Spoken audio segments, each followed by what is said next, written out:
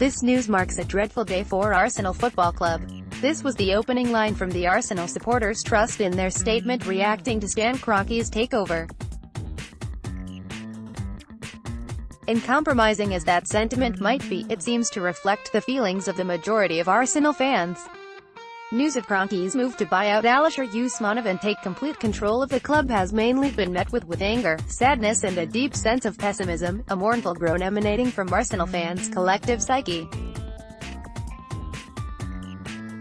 Kroenke's unpopularity is not just down to the club's declining fortune since his original takeover in 2011. With a current net worth of around $8.3 billion according to Forbes, Arsenal fans initially met the news that he had gained a controlling stake in the club with cautious optimism after several years of biting post-Emirates austerity.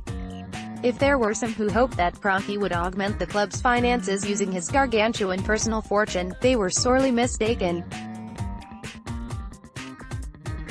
Instead, the man they nicknamed Silent Stan for his lack of engagement with supporters seemed happy to let the club drift along as it had before, self-sustainable but, in a landscape increasingly populated by billionaire-subsidized outfits like Chelsea and Manchester City, financially uncompetitive. So Arsenal have gone from Champions League perennials to Europa League also runs under his ownership, with their main consolation the 3 FA Cup triumphs magicked up by Arsene Wenger in his twilight years. While the end of Arsenal's near-decade-long trophy drought in 2014 was a welcome development, the bigger picture under Kroenke has been one of gradual regression.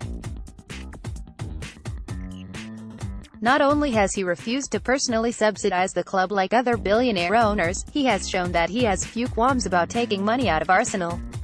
Back in 2014, Kroenke received a payment of £3 million through his company Kroenke Sports and Entertainment (KSE) for strategic and advisory services provided to the club. This roughly tallied with a 3% rise in season ticket prices, a fact which only increased the bitter resentment among Arsenal fans over what many saw as an indirect dividend. No checks and balances. Stan Kroenke congratulates Mesut Özil on winning the FA Cup in 2017. Getty Images. Read more. Can Manchester City make it 2 Premier League titles in a row under Pep Guardiola? While most Arsenal fans could accept an owner who refused to bankroll the club out of his own pocket, there are many who still feel a certain pride in Arsenal for eschewing the financial doping, to borrow a memorable Wengerism, used by rivals like City and Chelsea. The idea of a billionaire siphoning off payments from the club while passing costs on to fans was, and is, understandably abhorrent. Now, with Kroenke about to take 100% control of the club, many worry that 2014 dividend by another name will be a sign of things to come. In their statement reacting to news of Kroenke's bid for 100% ownership, the Arsenal Supporters Trust have said, by taking the club private, Stan Kroenke will be able to pay management fees and dividends without any check or balances.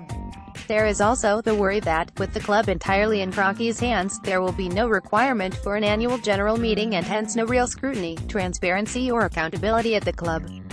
Arsenal Supporters Trust statement in full. This news marks a dreadful day for Arsenal Football Club. Stan Kroenke taking the club private will see the end of supporters owning shares in Arsenal and their role upholding custodianship values.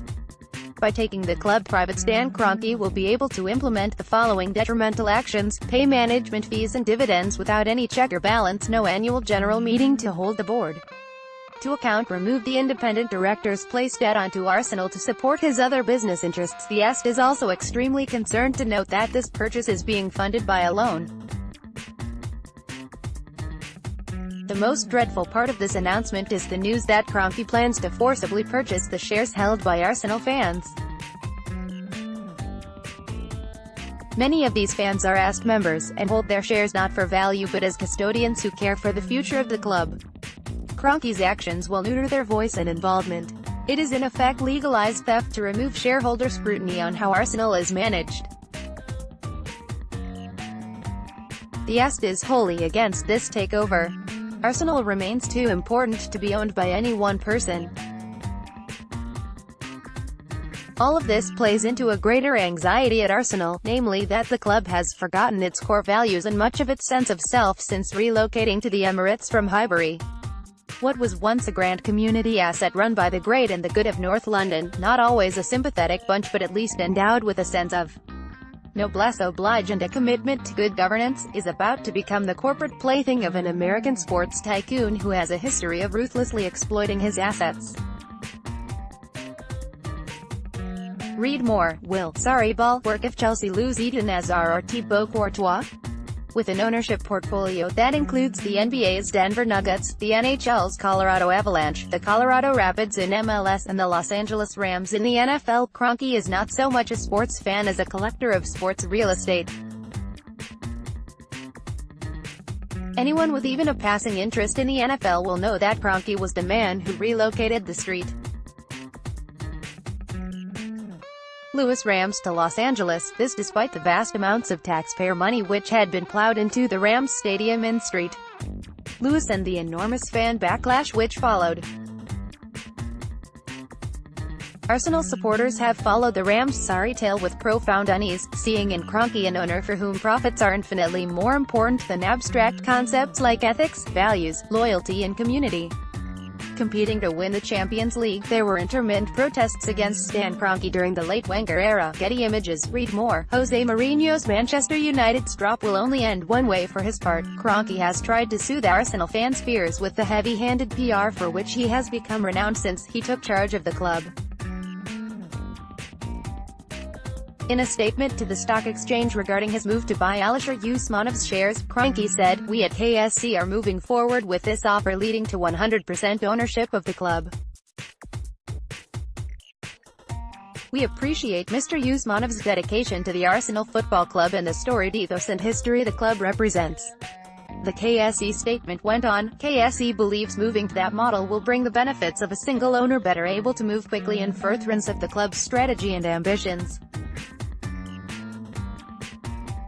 KSE is a committed, long-term owner of the club.